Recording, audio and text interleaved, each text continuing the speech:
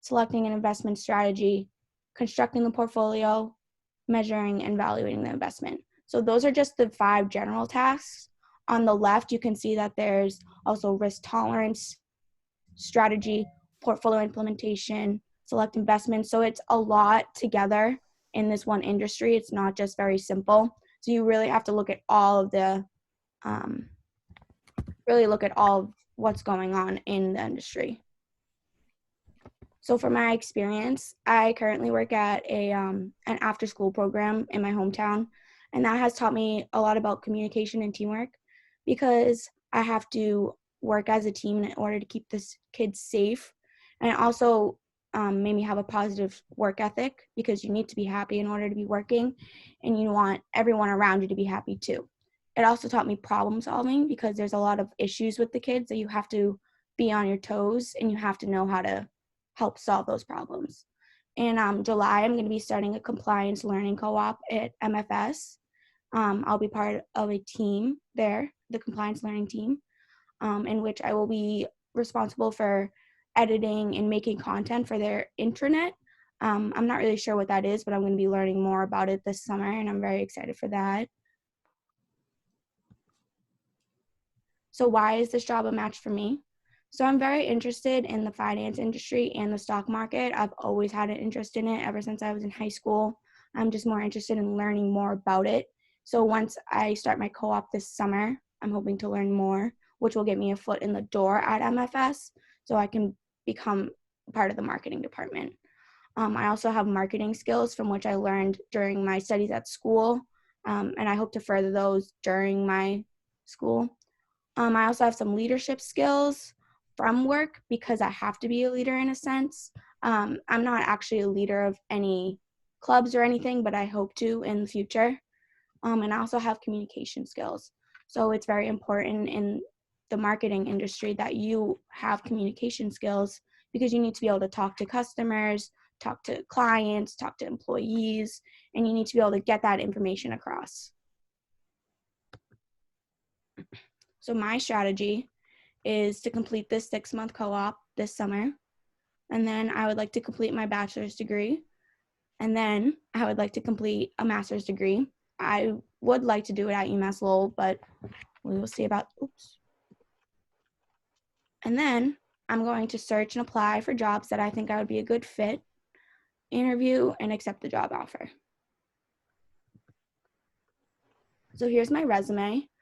So I have my education, my relevant coursework that would be relevant to the job that I'm applying to, with also my GPA and any honors that I have.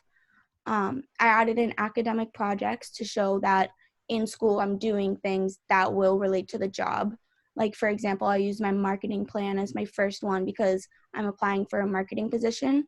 So I wanted to show them that I have the skills that they are looking for and that I'm using them in school. I also added in my experience at CARES. I didn't add in my MFS experience yet because I haven't started, so I don't know what I'm really going to be doing yet. So I kind of tried to tailor my resume around to what they would be looking for. This is my cover letter. So in my cover letter, I tried to present myself in a way that they would like. So I chose little things from my schoolwork, from my actual work that would put me as a running candidate for this position. So for example, I talked about what I will be doing a little bit on my co-op. And then I also talked about the skills that I've developed during school and how I can be a member of the marketing team and how I can help them. So for my thank you note, I just thanked the person for meeting with me, gave them the key skills that I think I would be best for their team.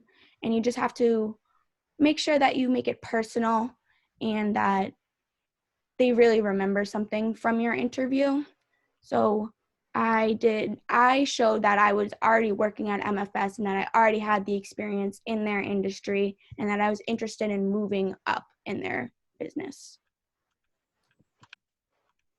So for my conclusion, I learned a lot about the job search process and how to look for a job.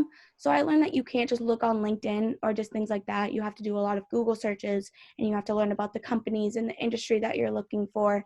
And you really need to read that job description so you know what qualifications and responsibilities you will be responsible for. I also learned about opportunity. So for opportunity, you really just have to find the right one, and you have to see them as they come. So when they come, you need to be ready for it.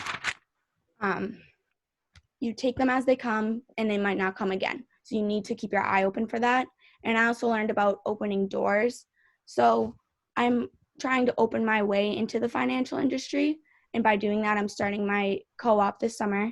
And then I would like to get a job from them after and keep making my way up in the company. These are the references I use for my research paper and for the presentation. Thank you. Nice job. Nice job. Couple things. You have a pen? Yeah, one sec. Okay. Lauren, what did you think of that? You have to unmute yourself. I thought it was good. Like Anything really thorough. else? It was really thorough. I thought it was thorough. I thought she did a nice job. Did she have enough in there about the industry, like industry background? I think so. It seemed like she was just on one job in one company. I mean, I guess if that's your goal, then you should just look at that. But I don't know, like you have a set goal, so that's good for you. Well, yeah, I would say this: when you do the paper, Alex, I liked it. I like the whole presentation.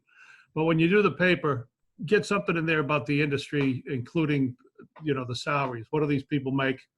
I know you had the salary for the job because you had the job listing there. Another thing is, if this is a real life thing and you're really interested and you're going to be an intern there, you probably want to remember while you're an intern to meet department heads and HR people. So whoever your boss is might be able to funnel you to them. Okay. So that way they meet you. So even if you don't come back to them for 2 years, they're going to remember you. If you reach out and you make an effort, and you're as an outstanding a worker as I know you are, then they'll remember you. So you want to make sure you kind of imprint it on their brains. Okay. I'm not wild in general about white on light blue because of the contrast for PowerPoints and slides. You mentioned you wanted to go to grad school, and I think we mentioned the 4-in-1 program. Are any of you more familiar with the 4-in-1 program than I am? There's a 4-in-1 program, which I believe means you go to school 4 years and then you get your master's in 1 year. So Yes. Okay, so it's something that you should all look into. And in the old days, they used to say you get your master's from somewhere different than where you get your undergrad. I don't know if that's as much the case anymore. And I also know there are a lot of people like me who had their undergrad from a really good school, and then they get their graduate degree from a lesser school because it's cheaper, because it's because it's affordable, because you could do it with your schedule, because they offer it online, whatever the reason is. But it wouldn't be terrible, I think, for anybody to look at this 4-in-1 option. You had a typo in the first sentence of your cover letter. You want to watch out for things like that. Other than that, I didn't see any. Okay. And I liked your references. Don't forget the citations when you write the paper. Yep. And there was one other thing there were 2 points. When you were describing MFS, you had a line that said puts investor assets to work responsibly 3 ways. Uh-huh. It sounded like it came from the company website. It did. Yep. And it sounded a little bit, it sounds a little like market speak, like a little like sales speak. The same with the idea of that 5-step approach. Mm-hmm. That sounds kind of boilerplate. It sounds like what most investment companies are going to want to approach with that same thing. Okay. So I would say, look in and make sure that you're not being too make sure you're not being too, Biased. what's that? Biased. Biased, but it's more like you don't want to sound like you're advertising for the company. You want to sound like you're talking about them objectively Okay, that makes sense. and dispassionately. But the rest of it I thought was really good. What do you guys think? Do you all agree with Lauren? Okay. Yeah, I thought it was good. I'm sorry, what's that? I'm sorry. I thought it was good. Oh, good. All right. Lucas thought it was good. Lucas, can you turn your camera on? Julianne, can you turn your camera on? Cole, can you turn your camera on? Michael, can you turn your camera on? Olivia, can you turn your camera on? Good, Alex. And Cecilia, can you put your Sure. on? Even if you're doing what Jillian's doing, which is basically pointing it somewhere else and putting your fingers up like that's the old style of people who are drowning. They would put up one finger, two fingers, three fingers, four fingers. Or maybe they go the other way. Would they go 5, 4, 3, 2, 1, or would they go 1, 2, 3, 4, 5? Nobody knows. Dante, if you were drowning, would you put your fingers up 1, 2, 3, 4, 5, or would you go 5, 4, 3, 2? I'd count down, I think. Zach, does that sound right to you? Yeah, I think I'd probably count down too. I can't remember, but I remember when I was a kid, I was at a pond or a lake. It was a lake. And I was doing that, and I was just fooling around just by myself, and I was doing the countdown. And one of the adults, they were all playing bridge, and they saw me doing it, and they didn't know that I was fooling around. And the next thing I know, an adult is grabbing me out of the water and saving me. So, Really? yeah, it left an indelible impression. I felt really, I was 24 at the time. So that was even worse. Not really. I was 12. I was 12. Zach, you ready to go? I think I've got to remove your co-hosting, withdraw co-hosting permission from you, make you the co-host. Zach, you're now the co-host of the meeting. And take it over. Alex, I do have one other piece of bad news for you. I started the tape a little bit late, so we only caught half your presentation on tape. Okay. I'm having some difficulties with the technical end, as you guys know, but I'll try to get the Wednesday presentations and today's presentations up on Blackboard this weekend. Zach, you ready to go? Yeah. All right. Please welcome Zach. Nobody's clapping. It's terrible. Here we go, Zach. You want to hover? Yeah, Zach, let's go. You just want You What are the- glowing. Clapping. Zach, you want to hover down at the bottom of your screen, and then a thing will come up that will invite you to share your screen. It'll say screen share or share screen. You want to hit that button, and then your PowerPoint will come up.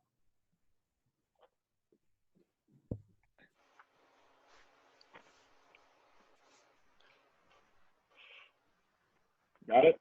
Beautiful. Looks good. All right.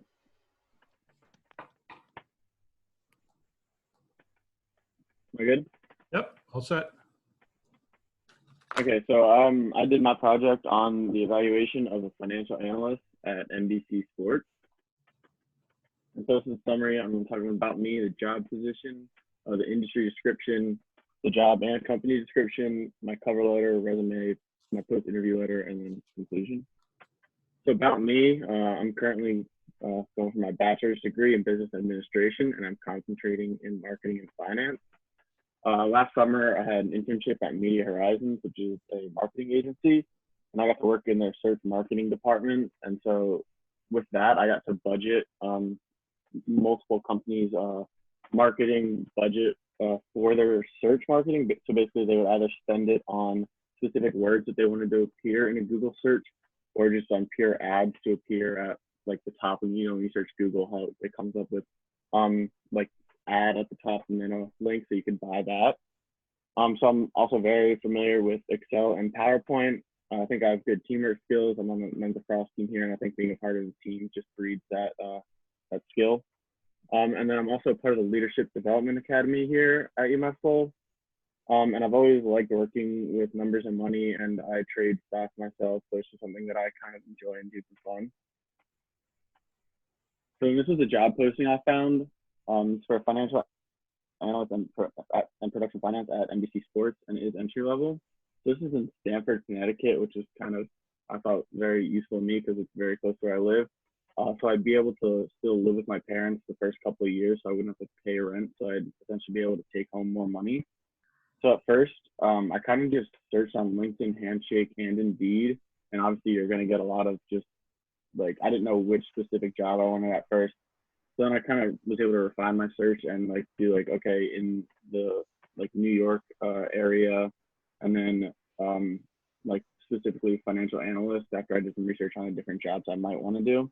And I eventually found it on LinkedIn, and then after that I went to a company website for more details, and the salary would be $73,000 for a starting position, which I thought was excellent. And then so here's more about the industry description. As you can see, I have a graph over here, and that just shows that like the financial analysts mostly make around 85,000 a year, and then just financial specialists in general about 70,000 a year, and then all occupations the average is about 40,000. And so as a financial analyst, basically what you're trying to do is improve the financial status of the company. So you'll be taking like results from doing things previous months and years and how those turned out, and see if those trends worked or not, and making decisions based off of that. You'd also be recommending actions to management, telling them, I think we should put money into marketing more because we need more views, for example, at NBC. So, and then you'd be comparing and correcting data. So you'd be taking data that was incoming. So again, like I was talking about search marketing, so if you're saying like that incoming would be like, we're getting a certain number of clicks per month, you'd be like, okay, how can we get more clicks to the page per month, and how do we spend money to do that? And then you also maintain a databases for them and basically keep those up to date. Okay, so this is the job and company description. So for the job specific at NBC Sports, I'd be a financial analyst, so I'd work directly with the sports production team, and I'd help manage the production budget. And I thought this was kind of like, just for me, kind of cool, because I'd be doing something in finance that I like, but it'd be for sports production. So it's kind of tying those two worlds together for me. And with that, I'd obviously be doing their financial planning, taking their risks and their opportunities and kind of weighing them and seeing what they should do with their money, and prepare actions to plan for investments for the company. And then just overall day-to-day management of the production's finances. That'd be like how much money they spend on basically anything that goes on in the production. And then company specific, so NBC has a lot of different platforms, as you probably know, and they cover a wide range of different topics. And NBC Sports is just one branch of those, and their goal is to be world-renowned news source for every type of news. Okay, and then this is my cover letter.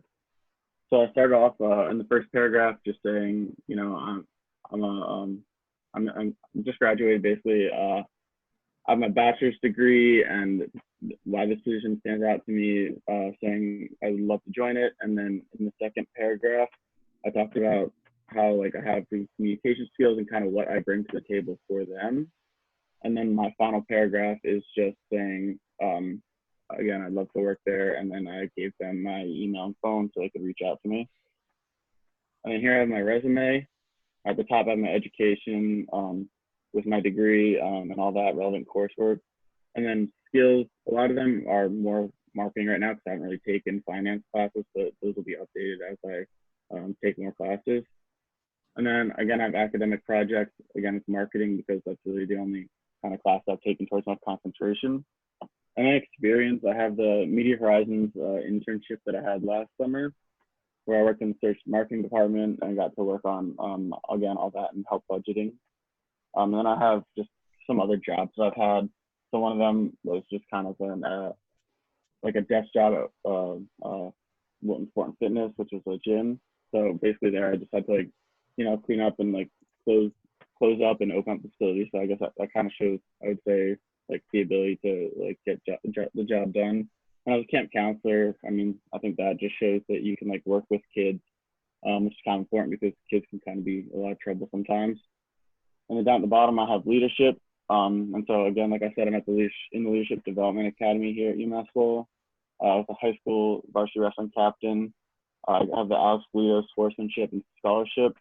And then I was the Wilton High School Winter Sports Scholar Athlete Award. And then so here would be my post-interview letter. So it's kind of short, but basically I'm saying thank you for the opportunity to come in to talk. And I think location's perfect and all that. And then I have insert personal comment not being there because I thought it was kind of hard to write a post-interview letter without actually going in and, like talking to someone and being able to relate something to them. And then again, at the bottom, I was very excited to have the opportunity and with my email and phone number.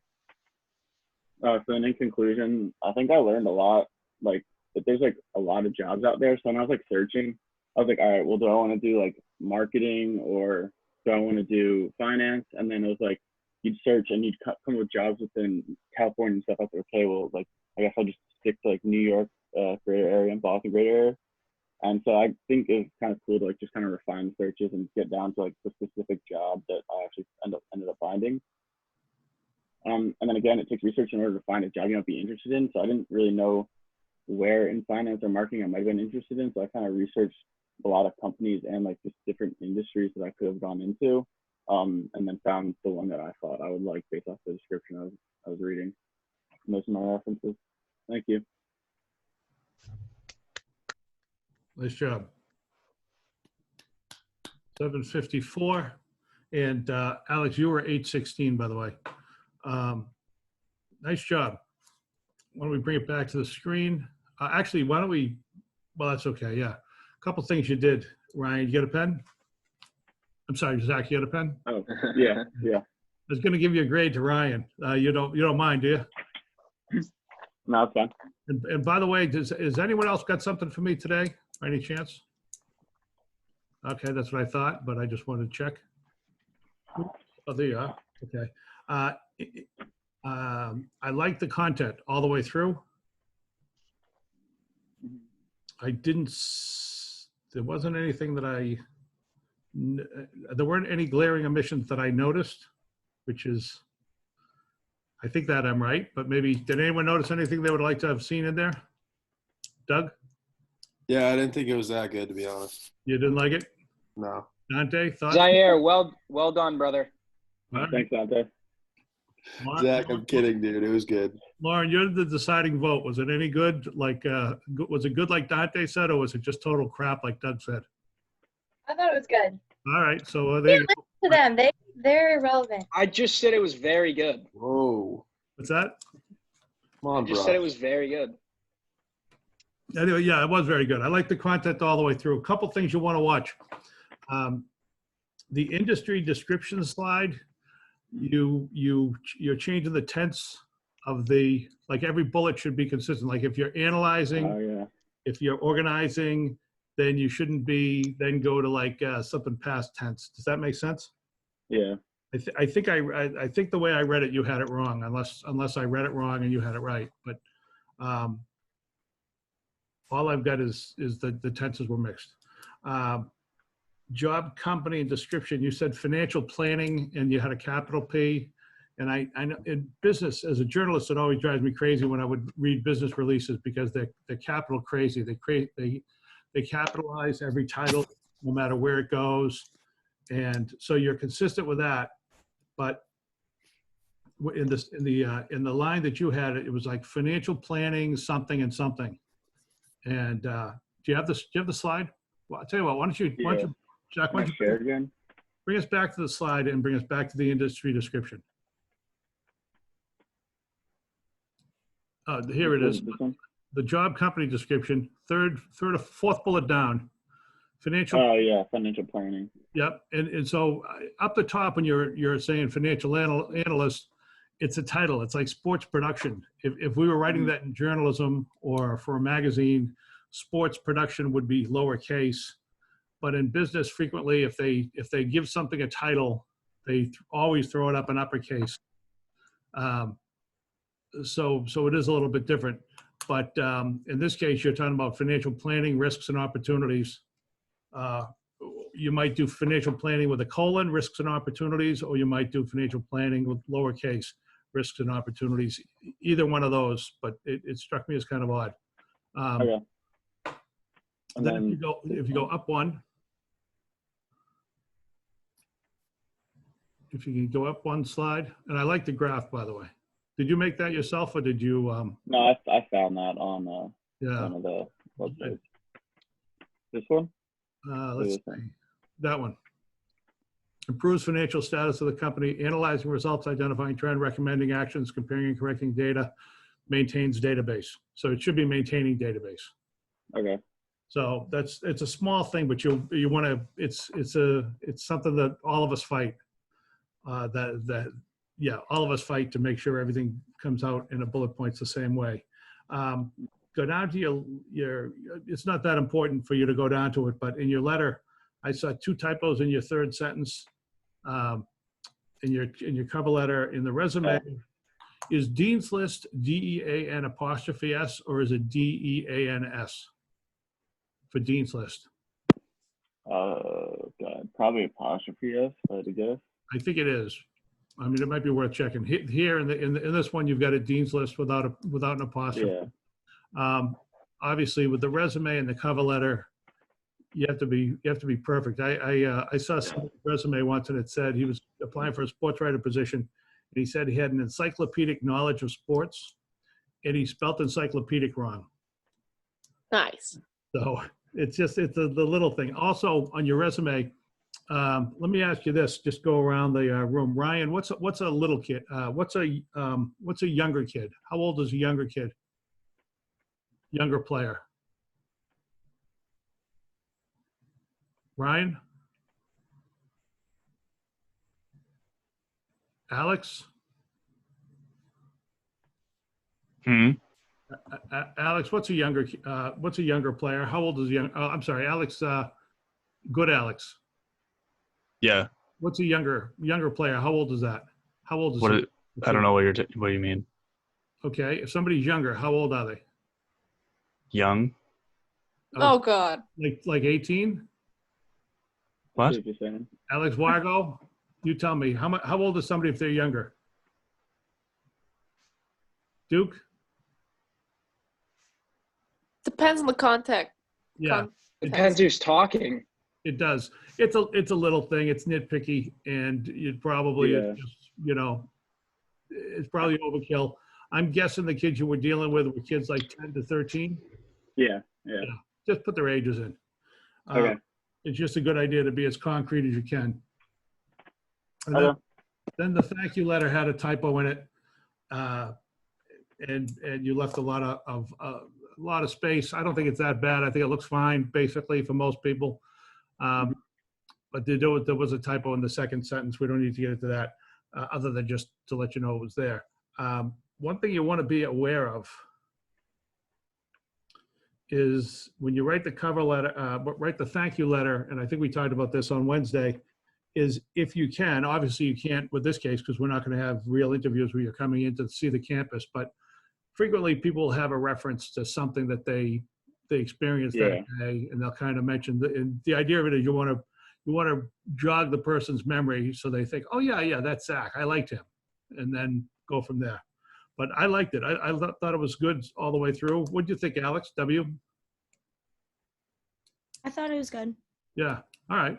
So those of you who are going to go on Monday and Wednesday and Friday of next week, you've seen 5. How many? 5? Is that how many we've done the last 2 days? Yeah, I think so. 5 good presentations. So use that as a guide. And if anyone has any question, you can ask it now, or you can send me an email over the weekend. Who's going next class? That I would have to go in the other room to look on Blackboard, but it's on Blackboard. And What's Blackboard? Doug, I think it's you, man. huh? Doug, I think you're definitely going. All right. Yeah, ready, Doug, guys. we're going next class. This is Doug, Lauren. Yep. Mr. Radigan, I got a couple questions. So one of them was You're first up. Who's asking? Talk. Oh, okay. Hey, Tucker. all right. So is